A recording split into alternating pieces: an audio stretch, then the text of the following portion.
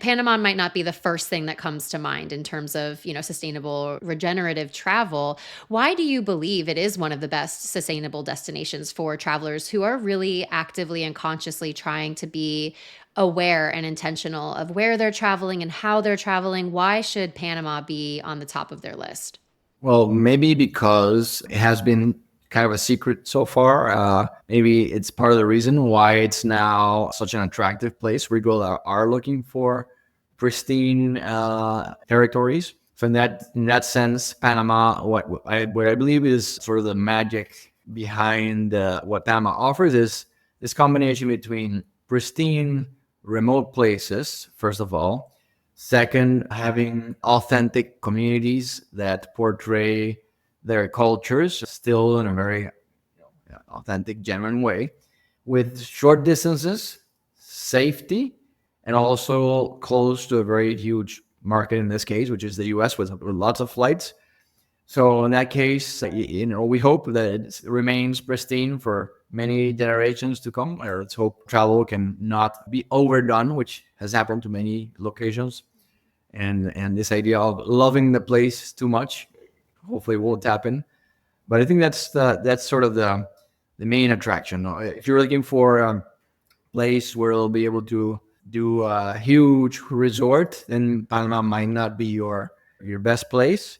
Doesn't have that many options in that sense. But if you want to have access to remote locations with incredible wildlife, nature, and communities that living cultures that portray their culture in a genuine way, that's what we believe sustainable travel can be all about. Yeah, yeah, 100%. And we'll talk to this a little bit about the indigenous experiences that people can have. But I really love that one of the core components of what you consider sustainable is how we're protecting the culture. Because oftentimes people think about sustainable and they just think about the nature piece or the tourism piece and the resources, the actual physical natural resources that we're taking. But sometimes we don't think that there's that cultural protection that is needed in order to sustain that destination. So I really love that you mentioned that. And we're going to talk a lot about the amazing cultural and indigenous experiences that people can have.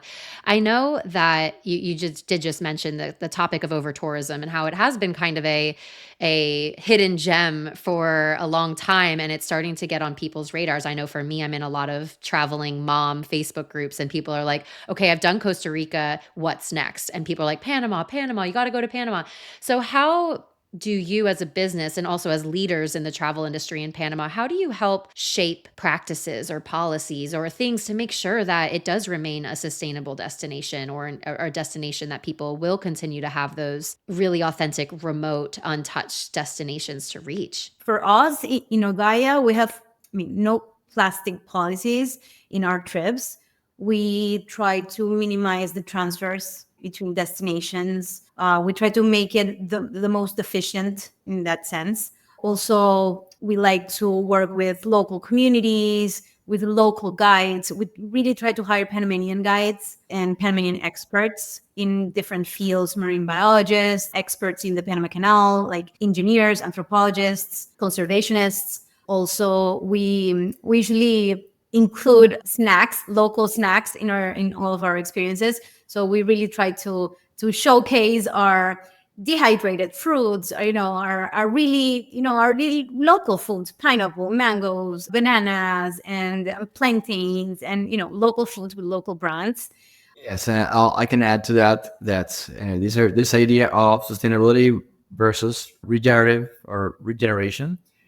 So many thinkers or thought leaders are introducing for the last few years this idea of regenerative travel or regenerative development, sort of understanding sustainability in the three dimensions that you suggested earlier, not only environmental but also social and economic. So local populations thriving is also important and not being driven out or through gentrification, for example.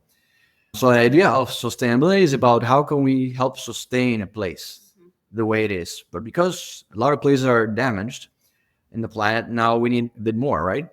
So this idea of how can we introduce elements to help make it thrive is the idea behind regeneration. How can we make it flourish. In that case is what we're really, really focused on. We are very, intensely focused on how can we help places become better through visits.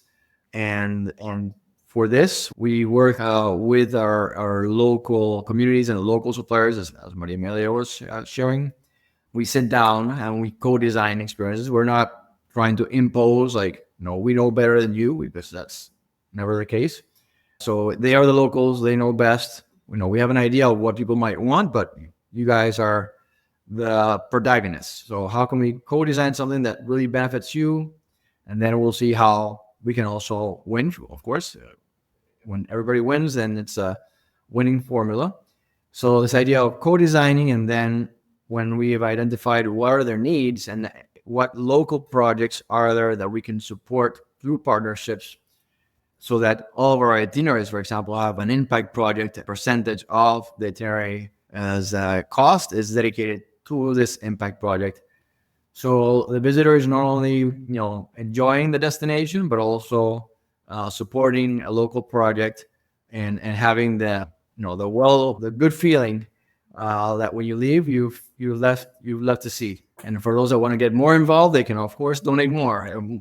Some get really excited and I really believe they can make a difference. And that's what the idea of opening the eyes is, taking you through a journey that can show you how fragile place is, how pristine it is, and how with our help it can flourish, right?